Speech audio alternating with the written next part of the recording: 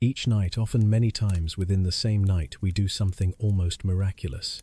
Without leaving the bed, without moving, simply by closing our eyes, our consciousness departs the familiar world and steps into another realm, the world of dreams.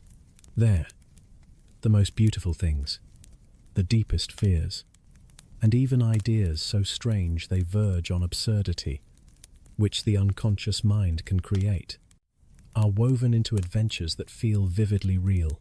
Most of those journeys evaporate only minutes after we wake, but some remain, quietly taking root in memory and sometimes even exerting a powerful influence on our waking life. If we make a very rough estimate, humans spend about 7% of their entire lives dreaming, equivalent to nearly 6 years of existence in a world without gravity, without fixed logic, where time and space bend to emotion. That raises a series of unavoidable questions. Why is the brain programmed to take us on those nightly journeys? Do dreams mean anything? Or are they just random fragments of brain activity? Why do so many people repeatedly dream of falling, losing teeth, being chased, or being paralyzed and unable to move? And why? Sometimes, in broad daylight, do we get the strange feeling that we have already lived through this moment, even though reason knows perfectly well that we haven't? What about phenomena like lucid dreaming, sleepwalking, or nighttime terrors? What is really happening in our brains? Try picturing a familiar dream. Suddenly you find yourself back in high school, walking through the endless corridors of your old school. You don't question why, you are simply there. It's the first day of the school year, and you have to find your history class. But strangely, the teacher of that subject is your manager at your current job. You go from one hallway to the next. The doors all have numbers and letters, but you can't read them clearly. Then, all at once, you realize you are the only one still wandering outside. Everyone has already gone into class, and you haven't. The whole school year flashes by, and you have never attended history class even once. You forgot it. Panic rises. You will fail to graduate. You will fail. You will be trapped here forever. It's dark. The school is silent and empty, but you no longer feel alone.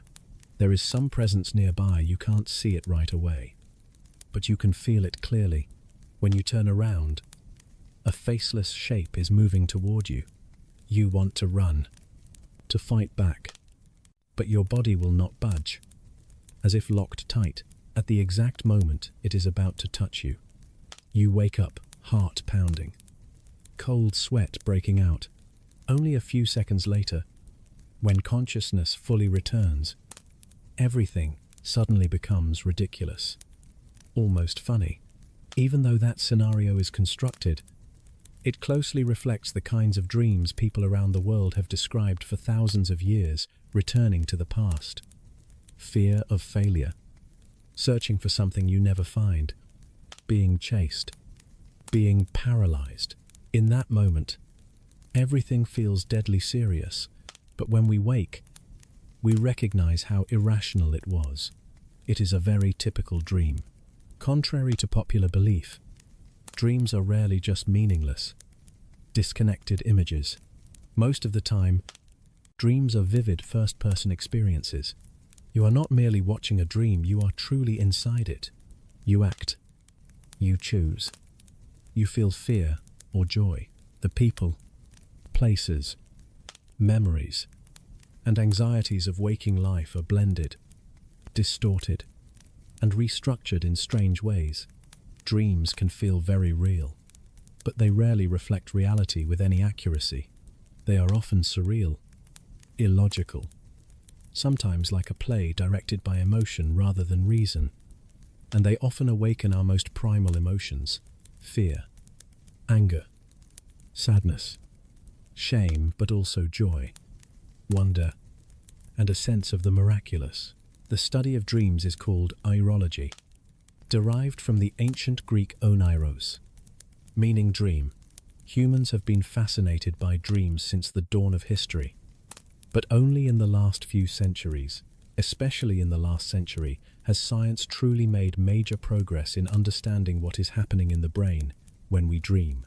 To understand why we dream, we first have to confront an even harder question. Why do we have to sleep? We spend about a third of our lives asleep. Chronic sleep deprivation severely harms physical and mental health. During sleep, the body repairs tissue, restores energy, and strengthens the immune system. But more importantly, the brain does not shut off. In certain phases of sleep, brain activity can be as strong as sometimes comparable to when we are awake. Sleep plays an essential role in organizing memory and information. What matters is strengthened for long-term storage, while what is redundant is discarded. Even so, this still does not answer the fundamental question: why do all those processes require hours of prolonged unconsciousness? Why can't we stay awake and do it? No one knows for sure. We only know that sleep, and with it, dreaming, is an ancient, widespread, and remarkably persistent evolutionary strategy. So much so that it seems to have become inseparable from conscious life. Phenomena called parasomnias can be understood simply as unusual behaviors and experiences that occur during sleep. A familiar example is sleepwalking, or somnambulism, a scientific term for walking while asleep. Many people assume a sleepwalker is acting out their dream, but the truth is often not that. When you wake a sleepwalker, they usually do not remember what they were dreaming, and may not even know what they have just done, even though from the outside they can appear to be carrying out a very purposeful action. In a small number of cases, it really is related to acting out a dream, but that is a different disorder, not ordinary sleepwalking, and we will come back to this later. Another parasomnia that often appears in the deep NREM 3 stage is the night terror. A night terror is not the same as a nightmare. A nightmare is usually just a bad dream, while a night terror is almost never directly tied to dreaming. In a night terror, the sleeper can enter an intense state of panic, screaming, thrashing, heart racing as if facing a real danger. If you wake them, similar to sleepwalking, they typically do not remember any dream at all. Parasomnias are a broad and complex topic, but for now, let's set it aside and move on to the final and most famous stage of sleep. After NREM 3, we return briefly to NREM 2, and then enter REM sleep, the stage in which true dreams begin. REM is so different from the other 3 stages that it is treated as its own distinct phase. It is sometimes called paradoxical sleep, because in this stage, heart rate, breathing, and body temperature rise, while brain activity on the EEG looks very similar, sometimes nearly identical to when we are awake. Yet the paradox is that you are asleep very deeply and difficult to awaken. Some brain regions, especially those involved in memory, emotion, and vision, can be even more active than when awake. Clearly, something extremely important is happening in REM, and this is where dreaming flourishes most strongly. According to a meta-analysis from 2000, about 82% of people awakened in REM report that they were dreaming, compared with only about 42% in the NREM stages. Not only that, dreams in REM are usually more vivid, longer, more emotional, and far more lifelike. If we use an analogy, NREM dreams are like a vague, unconscious stream of thought, while REM dreams are like actually being in another world. In REM, the unconscious mind is almost completely convinced that what is happening is real. Interestingly, the motor cortex, the brain region responsible for movement, is also highly active during REM. This suggests you are trying to move your body in accordance with what you are doing in the dream. So why don't you get up and act in real life? The answer lies in a phenomenon called REM atonia. The brainstem actively induces muscular paralysis during REM, preventing you from physically carrying out actions in the dream. Thanks to that, you don't leap out of bed because you believe you are flying, or crash through a window because you think you have a parachute. REM atonia is also why you often feel you cannot run, cannot move your limbs in a dream, especially near the end. when you begin to dimly sense yourself but have not fully awakened. Can REM atonia fail, causing a person to truly act out the dream? Yes. And conversely, can you be awake yet still paralyzed? Also yes. We will discuss those phenomena in more detail later. Notably, the eyes and the diaphragm are exempt from this paralysis. You need to breathe to live. So the diaphragm keeps working, and the eyes move freely. And those rapid movements directly reflect what you are seeing in the dream. While many brain regions are highly active, the prefrontal cortex, the center of logical reasoning and rational thought, becomes very quiet during REM. This is precisely why dreams are often bizarre and illogical. And why, while dreaming, you rarely ask yourself, isn't this too ridiculous? We spend about 20% of sleep time in REM, typically entering REM about 4 times per night. The sleep cycle repeats continuously, but the proportion of time in each stage changes. Early in the night, NREM 3 dominates. So sleepwalking, sleep talking, and night terrors tend to happen early, closer to morning. REM becomes longer, so we feel like we dream more near waking. The first REM period may last only about 10 minutes, but the final REM period can last up to an hour. What is also interesting is that the time spent in each sleep stage changes with age. Newborns spend nearly half of their sleep in REM. This gradually decreases through childhood and stabilizes at about 20% in adulthood. This is an important clue suggesting that REM plays a very special role in brain development and function. All of this points to a simple truth: most of us dream every night, many times per night, for a total of about 2 hours. So why do so many people believe they don't dream, or never remember their dreams? Remembering every dream in full is almost impossible. Most dreams are forgotten immediately after waking, unless they leave a very strong impression. Usually, dreams closer to morning are the easiest to remember. Anyone who has tried to record their dreams realizes they dream far more than they thought, but also realizes that if they don't write them down immediately, the memory vanishes very quickly, sometimes in only minutes. During REM, the brain produces very little norepinephrine and serotonin neurotransmitters important for forming long-term memories. In addition, brain regions involved in recall are busy with other functions. The brain does not seem to prioritize preserving dreams. It may even be designed to forget them, dreams that are too vivid and emotionally intense, if remembered clearly, could seriously disrupt waking life. So almost everyone has a night full of dreams, but upon waking, everything is nearly blank.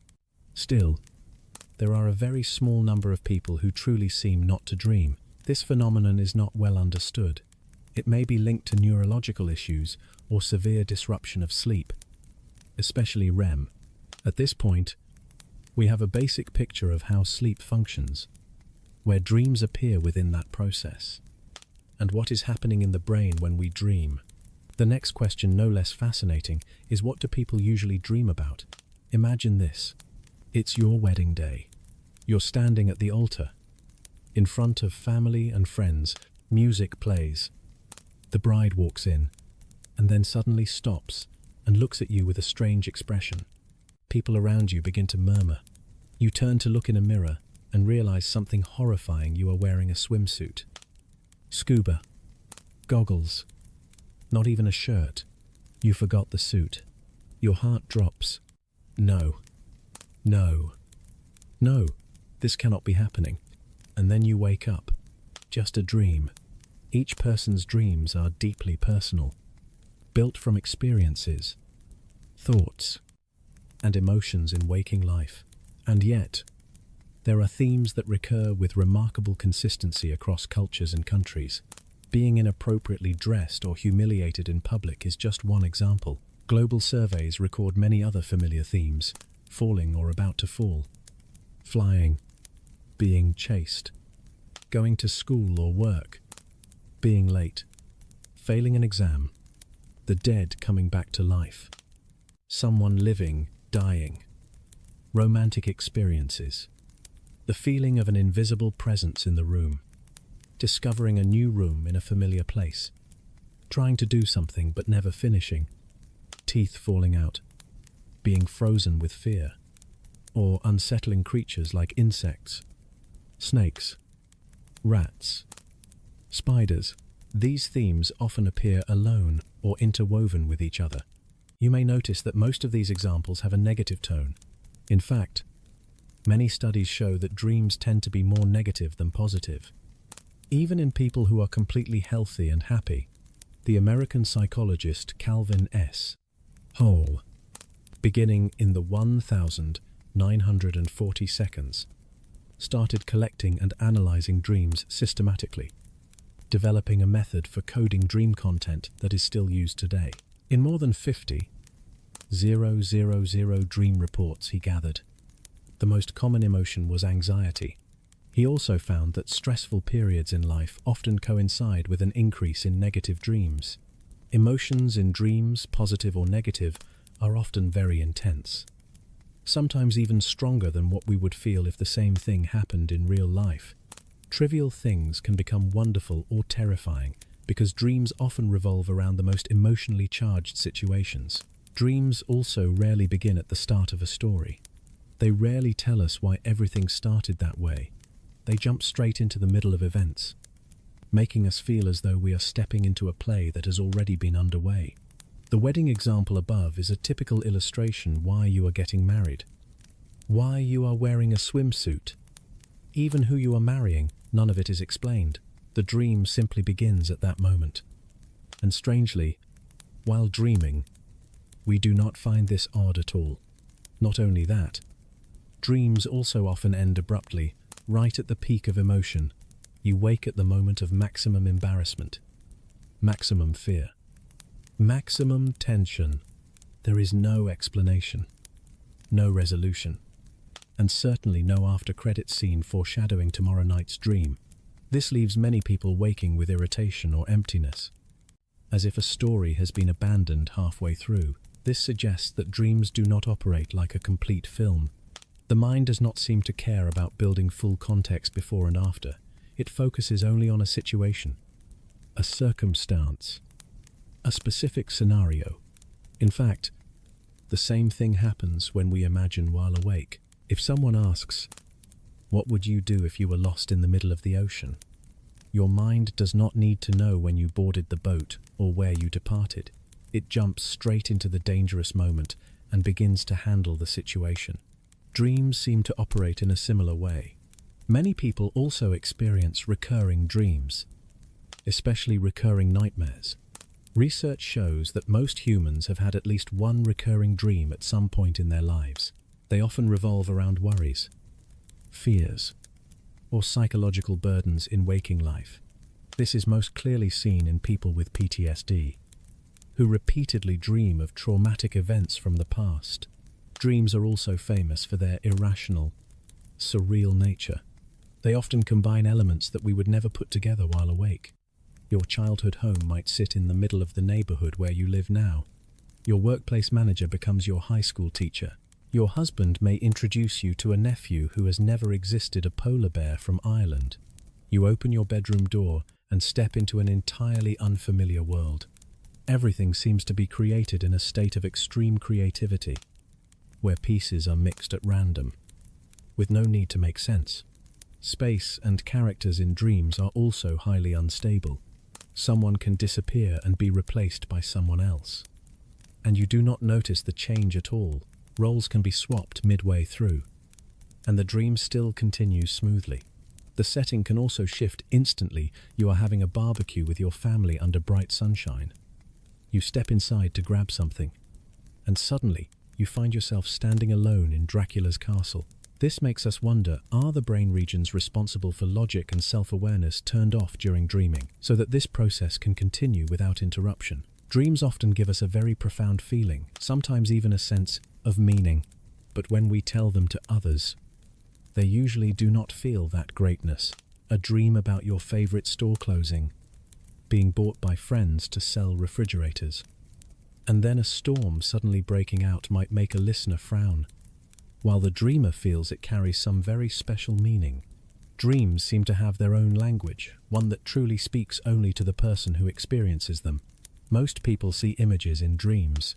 There are even controversial studies suggesting that some people who have been blind since birth may still experience visual stimulation in dreams.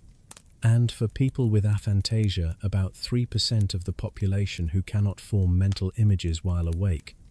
Current studies suggest they still have dreams with imagery. This implies that aphantasia may affect only deliberate visualization, not the dreaming process. There are other interesting differences. Women tend to remember dreams more than men. Black and white dreaming used to be more common in the era of black and white television, but has now declined sharply. And what about animals?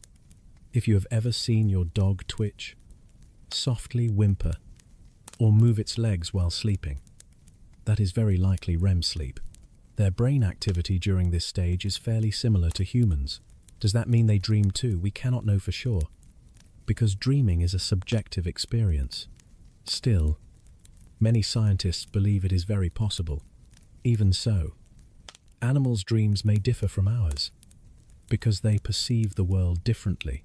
For dogs, for instance, scent may play a much larger role in dreams. And what about food? Does diet affect dreams? At present, research on this is limited. There is no evidence that a specific food will produce a specific dream.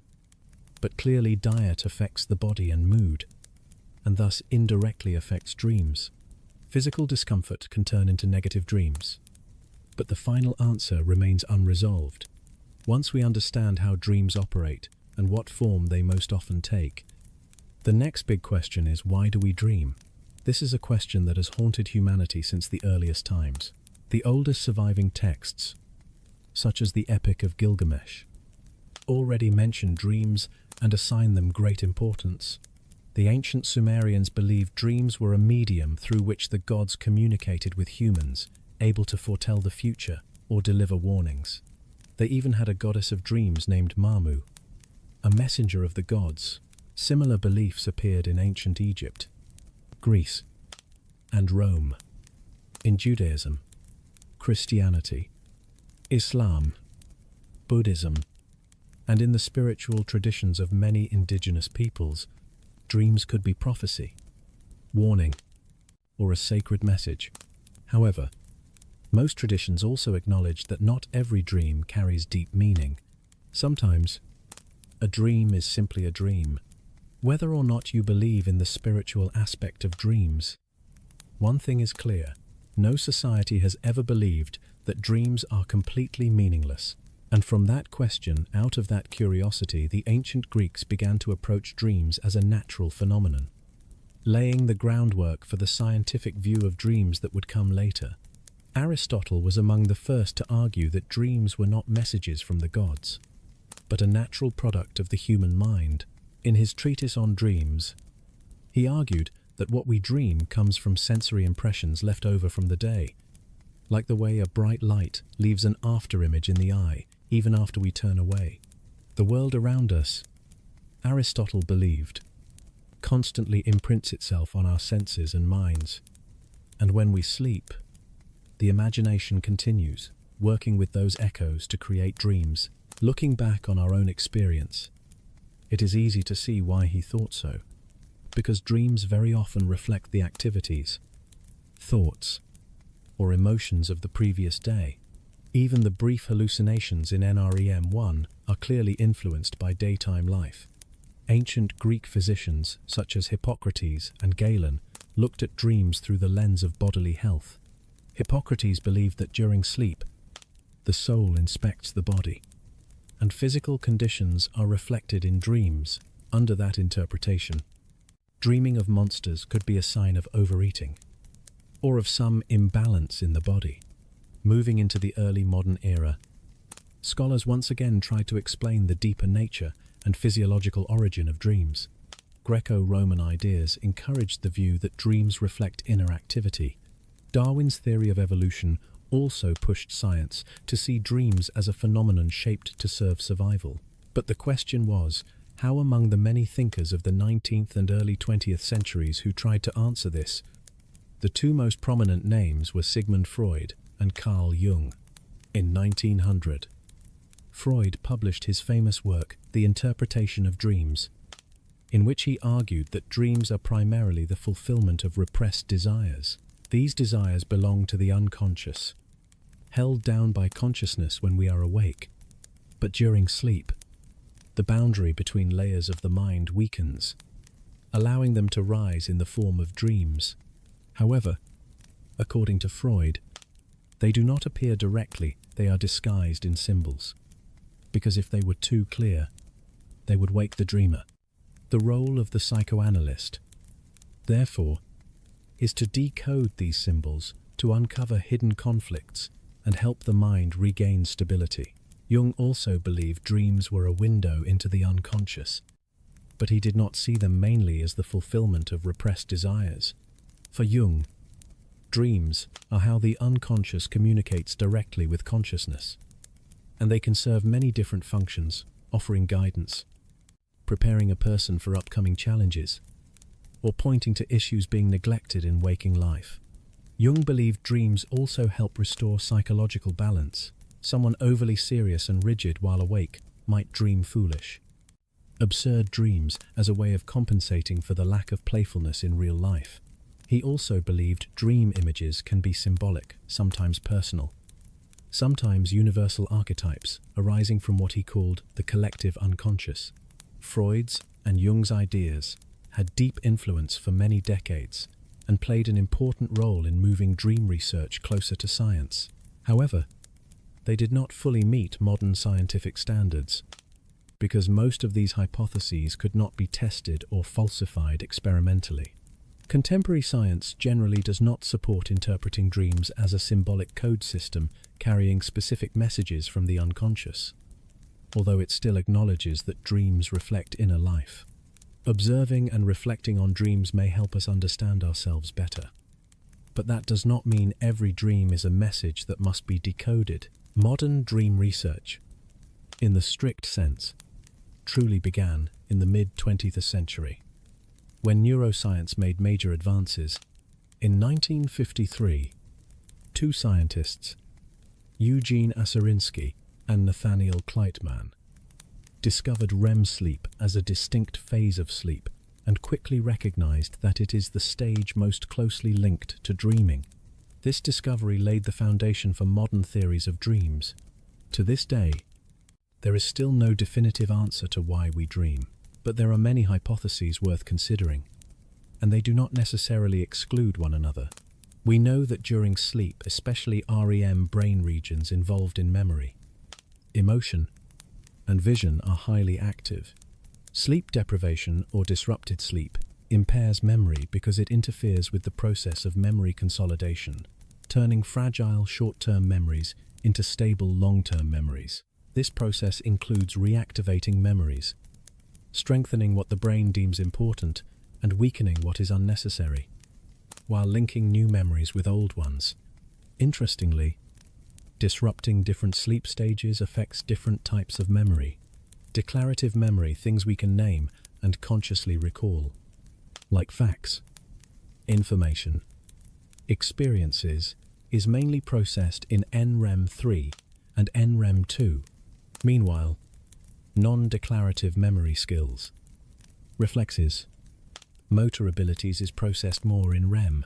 REM also plays an important role in processing emotional memories, and is even connected to creativity and problem-solving ability. This may explain why dreams in different stages take different forms. NREM dreams often resemble a fragmented stream of thought, while REM dreams are vivid, emotional, and feel real.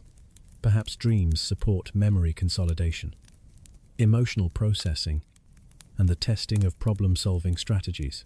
Perhaps they help us connect new information with old information, forming creative links which would explain why dreams often mix elements that seem unrelated.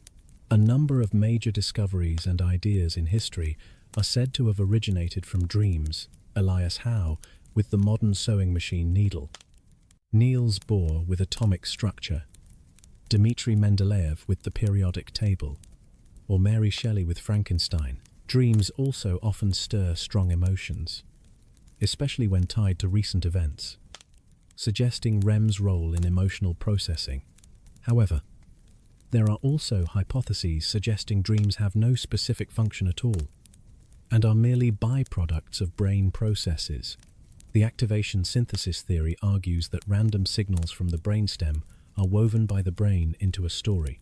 External stimuli like a dog barking can easily slip into a dream and shape its entire content.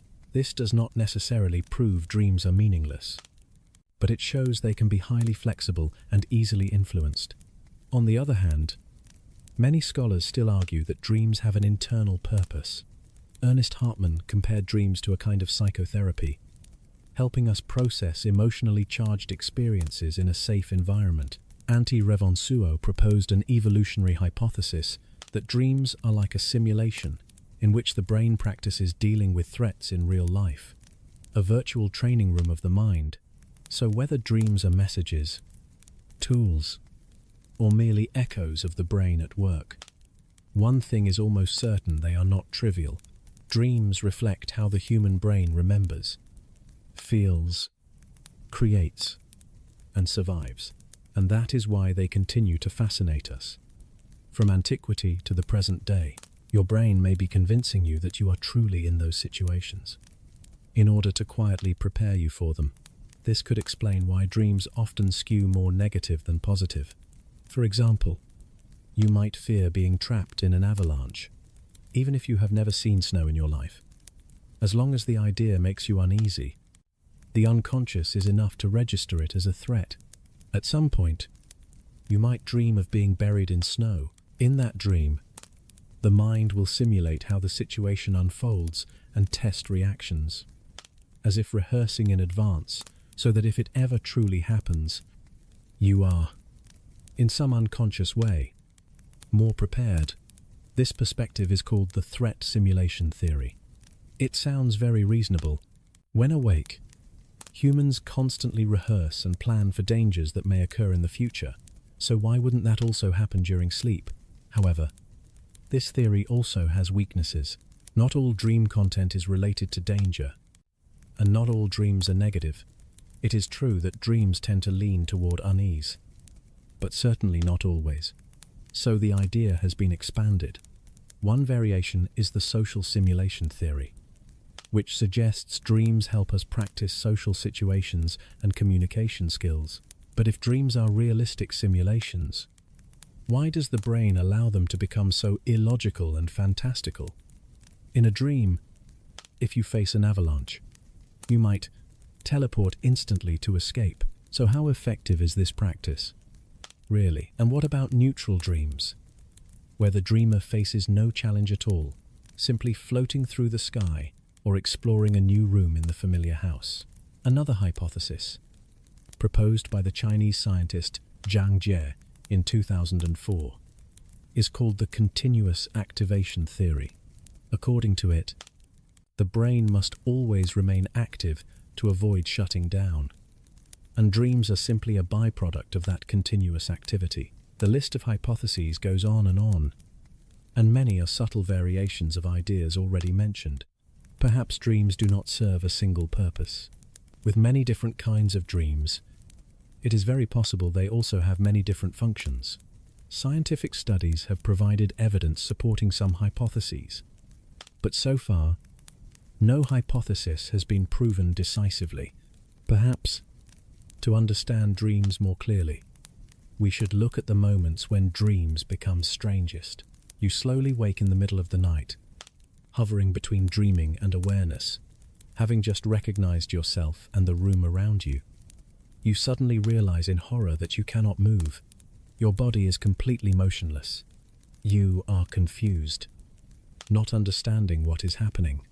The feeling is deeply unpleasant and terrifying. Breathing becomes heavy.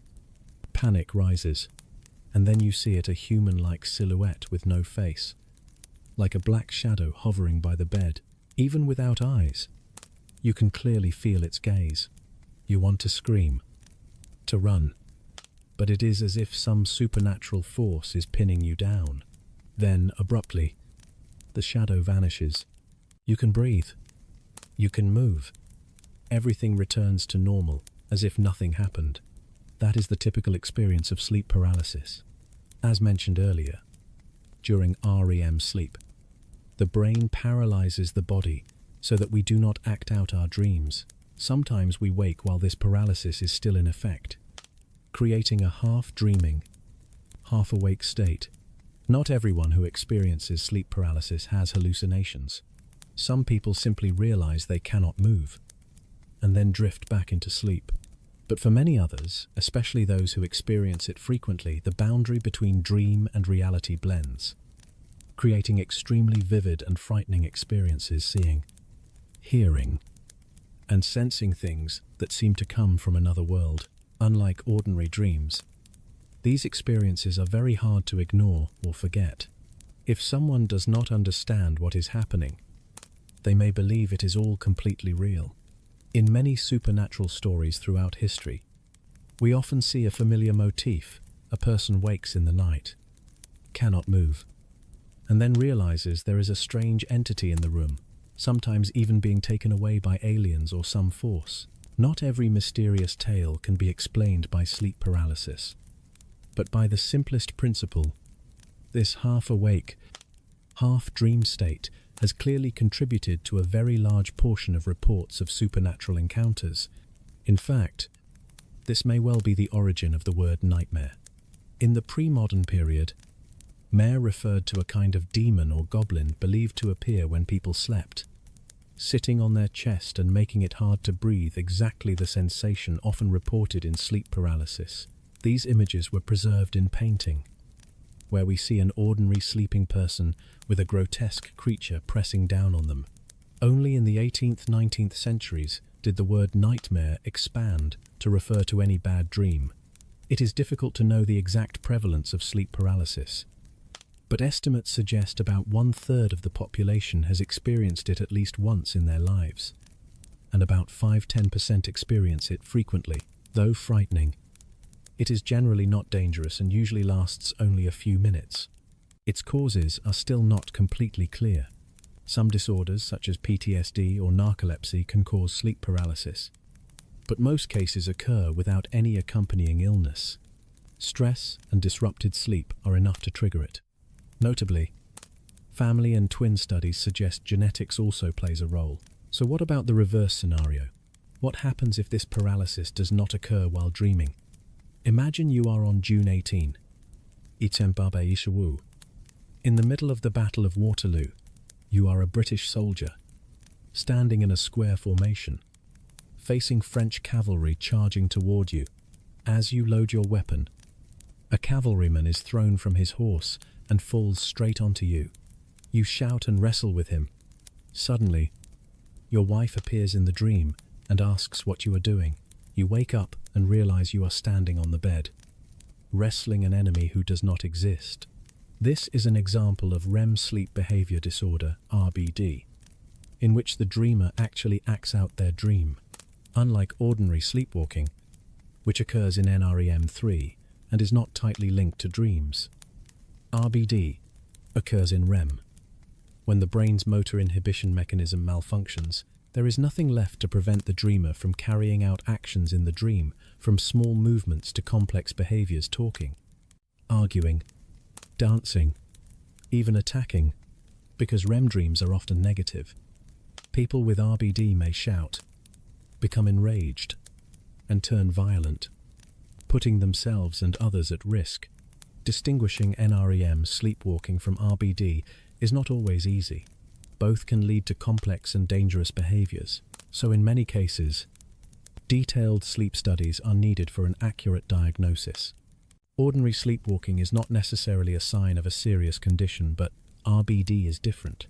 It occurs in about 1% of the population, mostly older men, and in many cases, it is an early warning sign for synuclein-related neurodegenerative diseases, such as Parkinson's disease, dementia with Lewy bodies, or multiple system atrophy. At that fragile boundary between dream and reality, we can see clearly that dreams are not merely harmless stories of imagination, but a deep, sometimes frightening part of how the human brain works. Returning to the question of how animals dream, Scientists suggest that humans are not the only ones who experience REM-related sleep disorders. Animals can also go through states similar to REM sleep behavior disorder. And when that happens, they display behaviors very much like their waking behavior. Those behaviors have accidentally opened a rare door for humans to speculate about the content of animals' dreams. Another disorder directly tied to REM is narcolepsy. Narcolepsy has two main types, type 1 and type 2. Type 1 is defined primarily by two symptoms, excessive daytime sleepiness and cataplexy, also called collapse. Cataplexy is a sudden weakness or paralysis while still awake, often triggered by strong emotions such as laughter, fear, or excitement. Most episodes affect only the facial and neck muscles, but in some cases the entire body can lose muscle tone. The deeper cause of this phenomenon lies in a deficiency of an important neuropeptide in the brain called orexin or hypocretin. Orexin helps regulate wakefulness and prevents REM from intruding into the waking state. When this substance is lacking, the brain can accidentally trigger REM's paralysis mechanism in the middle of being awake. Because of this imbalance, narcolepsy not only disrupts daytime life, but also makes nighttime sleep chaotic, making patients more prone to various parasomnias. Both REM behavior disorder and narcolepsy can seriously affect everyday life. Currently, there is no complete cure, but treatments can help control symptoms quite effectively. Narcolepsy, in particular, is especially difficult to diagnose. It is a rare disease. Its symptoms can be vague and easily confused with other disorders, or it can coexist with another condition the patient has already been diagnosed with. As a result, it is not uncommon for many years to pass between the first symptoms and an accurate diagnosis. However, not every special REM-related state is frightening. There is another state, considered far more pleasant and captivating: lucid dreaming. Can a person become aware that they are dreaming and even control the dream? The answer is yes. This ability has been mentioned for thousands of years, but it only truly attracted scientific interest in the 19th century. Alongside the rise of dream research, in 1867, the French researcher Marie-Jean Léon de Hervé de Saint-Denis published Dreams and the Ways to Direct Them, in which he described in detail his experience of controlling his dreams and instructed readers on how to do the same. Then, in 1913, the term lucid dream was officially coined by the Dutch psychiatrist Frederik van Eeden. So how does one have a lucid dream? Sometimes it happens naturally. But most people who want to experience lucid dreaming must practice techniques intended to trigger self-awareness in dreams. One well-known method is reality checking. People repeatedly perform an action during the day, such as looking at a clock and asking, "Am I dreaming?" Because real-life behaviors often repeat in dreams. When you do that in a dream and notice the clock displays absurd numbers, you may suddenly realize you are dreaming, regaining awareness and some degree of control. For a long time, scientists were skeptical.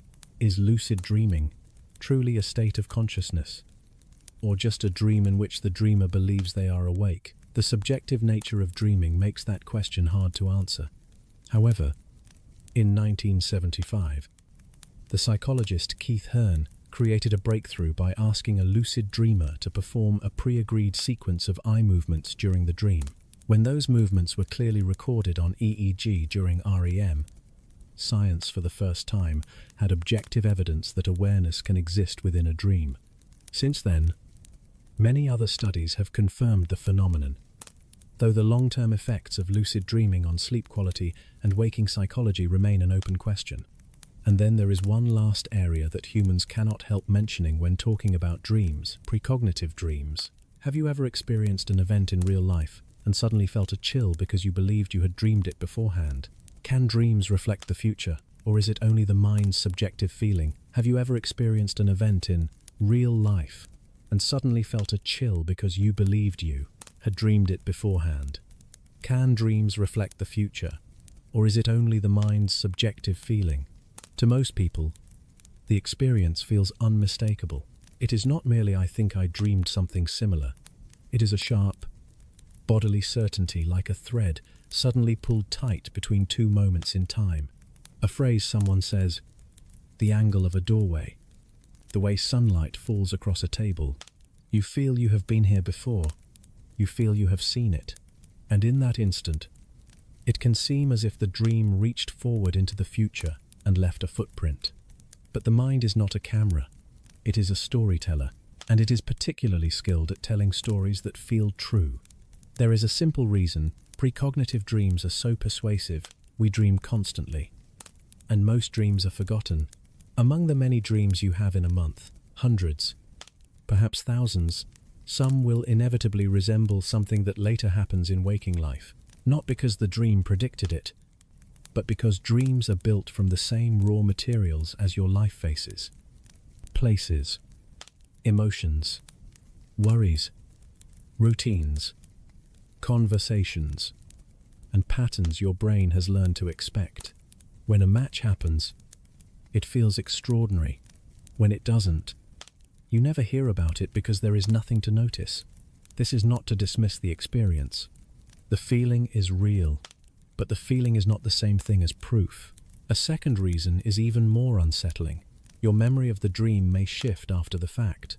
Memory is not a fixed archive you open and read. It is reconstructed. Each time you recall something, you rebuild it, sometimes faithfully, sometimes not. When something striking happens in real life, your brain searches backward for meaning, for an earlier sign, for a hint that this was coming. If you remember dreaming something vaguely similar, the mind can unconsciously sharpen the memory into a closer match. The dream becomes clearer, more specific, more aligned with the event, because that is what the mind does best. It edits the past to make the present feel coherent. There is also a phenomenon that sits right next to precognition, and may explain many of these experiences without requiring any supernatural mechanism: déjà vu. Déjà vu is strange because it is not simply "I recognize this." It is "I recognize this even though I know I shouldn't." You stand in a place you have never been, talking to someone you have never met, and yet a wave of familiarity rises like a tide. It can last a few seconds, but it leaves a lingering aftertaste, like your mind briefly glitched and revealed the machinery underneath. One of the most plausible ideas is that déjà vu comes from a mismatch between recognition and reality. Your brain has systems that detect familiarity. They are fast and usually reliable, but sometimes they misfire. A new situation can share structural similarities with an old one: similar lighting, a similar layout, a similar emotional tone, and the brain's familiarity signal triggers even though you cannot find the matching memory. Your conscious mind then tries to explain the feeling, and the explanation it reaches for is the simplest one: I must have been here before. Dreams can intensify this effect, because dreams often create vague internal memories of places that don't exist in real life. You might dream a hallway, a cafe, a street corner, a classroom built from fragments of real locations, stitched together into a believable scene. Then, weeks later, you enter a real place that accidentally resembles the dream's architecture. The feeling arrives first: familiarity. The explanation comes after: I dreamed this.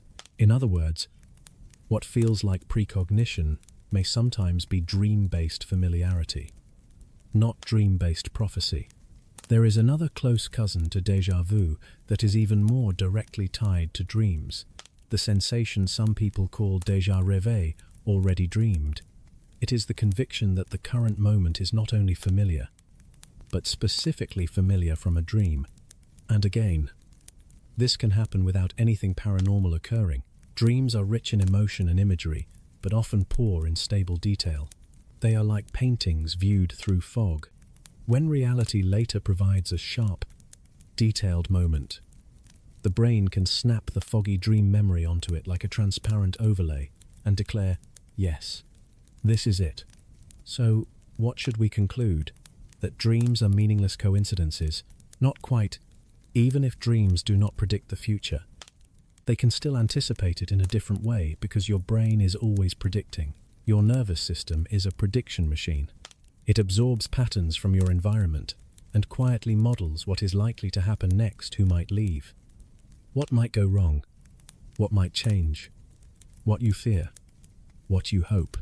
Many dreams are built from these predictions. If you are anxious about a job interview, you may dream a version of it. If you have a strained friendship, you may dream an argument. If you have a subtle health concern, your dreams may pull that sensation into symbolic drama. Sometimes reality later follows the same path, not because the dream foresaw it, but because both the dream and reality were shaped by the same underlying forces. In that sense, dreams can feel prophetic because they reflect the direction you are already moving in. And this opens a deeper, more useful question than can dreams tell the future? What is the dream trying to process right now? Because whether dreams are simulation, therapy, random activation, memory consolidation, or some mixture of all four, they are repeatedly drawn toward what matters. They circle around unresolved emotion the way a tongue returns to a sore tooth. They return to unfinished tasks, social tensions, humiliation, desire, fear, loss. They exaggerate these things, distort them, dramatize them, sometimes cruelly, sometimes creatively, because the dreaming brain is not trying to be realistic. It is trying to be relevant. This is especially clear in nightmares. Nightmares are not simply unpleasant stories. They can be emotionally violent experiences, and for some people, they become frequent enough to alter waking life. Fear of sleep, hypervigilance at night, exhaustion by day. In trauma-related nightmares, the dream may replay a real event, or replay the emotional logic of the event, even if the details change. The brain returns again and again to the same wound. It is as if it is trying to digest something too large to swallow. Some clinicians have used this insight in a practical way. One approach is sometimes described as rewriting the nightmare while awake, changing the ending, changing the dream's outcome, rehearsing a safer narrative before sleep. The goal is not to pretend the trauma didn't happen, but to teach the brain that the story can move somewhere else, that fear can have an exit, that the mind is allowed to stop circling in a different direction. Lucid dreaming sometimes attracts people for the same reason, the desire to intervene. If you can realize you are dreaming, you may be able to change what happens next. You might turn and face the pursuer. You might ask the shadow what it wants. You might open a door instead of freezing. For some, this can feel empowering, like reclaiming agency in a place where you usually have none. But lucid dreaming is not a magical tool that always improves sleep. Some people find that trying too hard to control dreams makes sleep feel less restful, or increases nighttime awakenings. Others find it becomes obsessive, as if the mind can't stop monitoring itself. Like many things involving consciousness, it can be helpful in moderation and unhelpful in excess. Still, the fact that lucid dreaming exists at all, objectively verified by eye signals in REM, reveals something astonishing. The mind can be asleep and aware at the same time. That single fact cracks open the old binary view of consciousness, awake or asleep, on or off. Instead, sleep becomes a landscape with gradients and hybrid states: sleep paralysis, false awakenings, lucid dreams, hypnagogic imagery, hypnopompic hallucinations. Each one a reminder that consciousness is not a switch, but a spectrum. And this brings us back, again, to the quiet core of the mystery. You are not leaving reality when you dream. You are watching your brain do what it does best: build a world. It builds worlds when you imagine. It builds worlds when you remember. It builds worlds when you plan. It builds worlds when you fear. And at night, with the external world dimmed and the logical supervisor turned down, it builds worlds with a kind of reckless freedom. That freedom is why dreams can be terrifying, but it is also why dreams can be brilliant. Because the dreaming brain is not only rehearsing threats or sorting memories, it is also experimenting, testing emotional combinations, connecting distant ideas, exploring social possibilities. bending reality to see what new shapes emerge. Some dreams are nonsense, but some are strange in the way a poem is strange, not literal, not orderly, but still meaningful in a way you can feel before you can explain. And perhaps that is the healthiest way to hold dreams in the mind, not as divine messages that must be obeyed, and not as meaningless static that must be ignored, but as an internal language, imperfect, symbolic, emotional, sometimes random, through which the brain processes being alive. So if you ever wake from a dream and feel that lingering question, why did I dream, that you don't need a mystical answer. You don't need to force it into a prophecy. You can simply ask something gentler, more grounded. What was I feeling? What was unresolved? What was I rehearsing? What was I afraid of? What was I longing for? What was my mind trying to hold, reshape, or release? Because even if dreams do not show the future, they often reveal something just as important, the present, seen from the inside.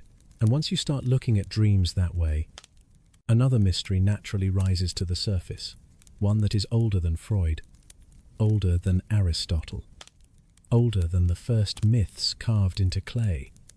If your mind can build an entire world at night, how much of the world you live in by day is also something your mind is quietly constructing? And if your mind can build an entire world at night, how much of the world you live in by day is also something your mind is quietly constructing? To begin answering that, it helps to look at one of the strangest dream phenomena of all, one that feels like a practical joke played by consciousness itself. A false awakening is exactly what it sounds like. You wake up, but you're still dreaming. It often starts with realism so sharp it feels unfair. You open your eyes, you see your bedroom, you feel the weight of the blanket, you hear the hum of a fan, the distant traffic, maybe the faint buzz of your phone. You sit up, you check the time, you think, okay, I'm awake, and then something is slightly wrong. The clock is unreadable. The text on your phone keeps changing. You try to turn on a light, and it doesn't behave like a light should. Or you walk to the bathroom and the hallway seems a little longer than it was yesterday, like your home has been quietly redesigned. Sometimes you wake up again, this time for real. You think, you go through the same motions, the same room, the same morning routine. Only later do you realize you were trapped in a loop of awakenings. A dream inside a dream. Like nested mirrors, false awakenings are unsettling because they weaponize the one thing we usually trust, the feeling of waking up. They blur the boundary so thoroughly that the mind can no longer use its usual anchor points to decide what is real. And this is where the idea of reality checking became famous in lucid dreaming circles, not as superstition, but as a clever exploit of a common weakness in dreams. Dreams tend to struggle with stable, repeatable detail. Look at a line of text. Look away. Look back. In waking life, it stays the same. In dreams, it often mutates. Look at a digital clock twice. In waking life, time behaves. In dreams, it frequently collapses into nonsense. Try to push a finger through your opposite palm. In waking life, it stops. In dreams, the body model can glitch. These checks aren't magic. They're just tests for stability, because waking reality is relentlessly consistent, while dream reality is consistent only enough to keep the story going. False awakenings often blend into other borderland states too. You may wake into your room and feel a presence, then realize you can't move. The dream has handed off the scene to something closer to sleep paralysis, where REM atonia lingers and the mind, half awake, begins to paint fear onto the bedroom, like a projector casting shadows. So here's the key insight. The brain does not simply switch from dream mode to reality mode like flipping a light. Sometimes it transitions in layers. Sometimes parts of you wake up before other parts do. And once you accept that, the next thought becomes unavoidable. If the brain can generate a convincing world while asleep, then waking life must rely on a similar ability, only with stronger constraints. Because even when you're awake, you don't experience the world directly. You experience a model of the world built from sensory input, stitched together by memory, shaped by expectation, and constantly updated in real time. Your eyes do not send a full-color, high-definition picture to the brain. They send patterns of light. The brain interprets them. It fills in gaps. It smooths motion. It corrects for blind spots. It stabilizes a scene even though your eyes jump several times per second. In other words, waking perception is not a passive recording. It is an active construction. Dreaming, then, is the same construction process, with the external input turned down. During the day, the world keeps correcting you. At night, the brain corrects itself. That's why dreams can be so fluid. The brain's world-building engine is still running, still assembling a reality from fragments, but without the hard edges of sensory evidence. So emotion becomes gravity, meaning becomes architecture, fear can stretch a hallway into infinity, shame can create an audience, desire can summon a person who shouldn't be there. And this helps explain something else, why dreams so often feel like they're about your life, even when nothing in them is literally true. In many cases, dreams don't communicate in the language of facts. They communicate in the language of relevance.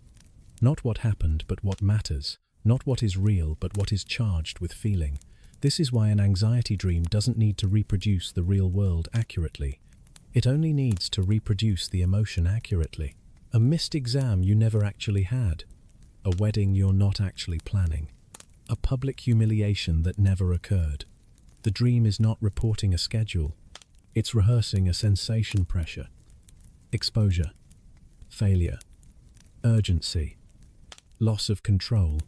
And that rehearsal can take strange forms because the brain's associative networks don't care about realism. They care about connection. A manager becomes a teacher because both represent evaluation. A childhood home appears in your current neighborhood because both represent where you are safe. A faceless figure appears because the threat isn't a person, it's the idea of being hunted by something you can't name. This is also why dream symbols can be both meaningful and misleading. They can be meaningful because the brain naturally compresses experience into metaphor. They can be misleading because there is no universal dictionary. A snake does not always mean temptation. Falling does not always mean loss of power. Teeth do not always mean insecurity. Sometimes a snake is just a snake, your mind borrowing a primal image because it wants to intensify a feeling. Sometimes falling is vestibular noise interpreted as danger. Sometimes teeth are teeth because your jaw was tense in real life and the dream recruited it as a storyline. So a more grounded way to treat dream meaning is not to ask, what does this symbol mean in general, but what did it feel like? Where in my life does that feeling live? What theme does it echo? Because dreams often operate like emotional collage. They don't hand you a coded message. They show you a mood in motion. And now we arrive at the most intimate construction of all the self. In dreams, you can shift. Sometimes you are your current self. Sometimes you are younger. Sometimes you are watching yourself from outside. Sometimes your body is different. Sometimes your voice is different. Sometimes you have abilities you don't have, flying, breathing underwater, running at impossible speed until suddenly you can't move at all. This suggests that the sense of I am me, in this body, in this place is also something the brain actively generates. It is not a fixed object. It is a state. In waking life, that state is stabilized by constant feedback from the body and environment. In dreams, the brain has to simulate the body too, and that simulation can become elastic. This is one reason common dream themes keep repeating across cultures. Many dreams emerge from shared human hardware. We all have social brains tuned to status and belonging, dreams of embarrassment, judgment, being late, failing a test.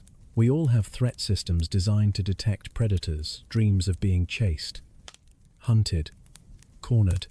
We all have balance systems that can misfire during sleep, dreams of falling, floating, flying. We all have a paralyzed body during REM dreams of frozen limbs, silent screams, slow motion escape. The themes are universal, not necessarily because the meanings are universal, but because the machinery is. And once you see that, precognitive dreams begin to look different too. Not necessarily messages from the future, but the brain's habit of preparing for the next moment.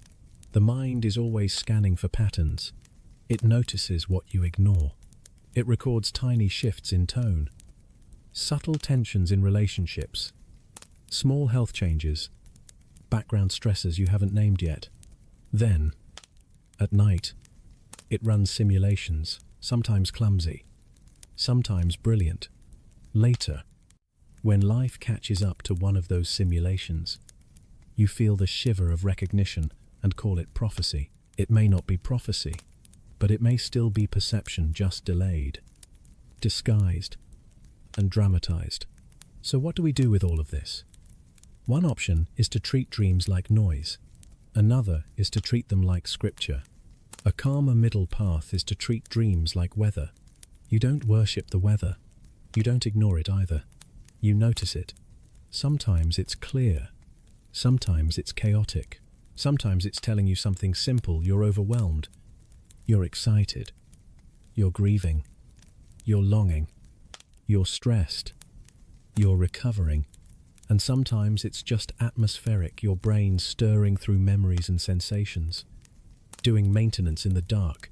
If you want to go one step further, there is a gentle practice many people find helpful, not interpreting dreams, but tracking them, not every detail.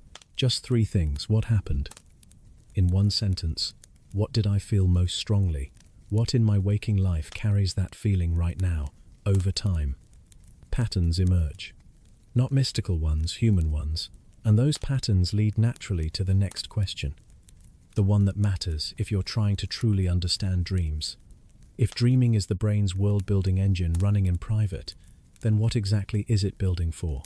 Why do some dreams soothe us, while others torment us? Why do nightmares cluster around stress and trauma? Why do recurring dreams repeat until something shifts? And why does the mind sometimes choose the most surreal route possible to express something painfully real? Because once you begin listening to dreams as a psychological process, not a prophecy, not a random film, you start to see that the strangest dream experiences are often the most revealing.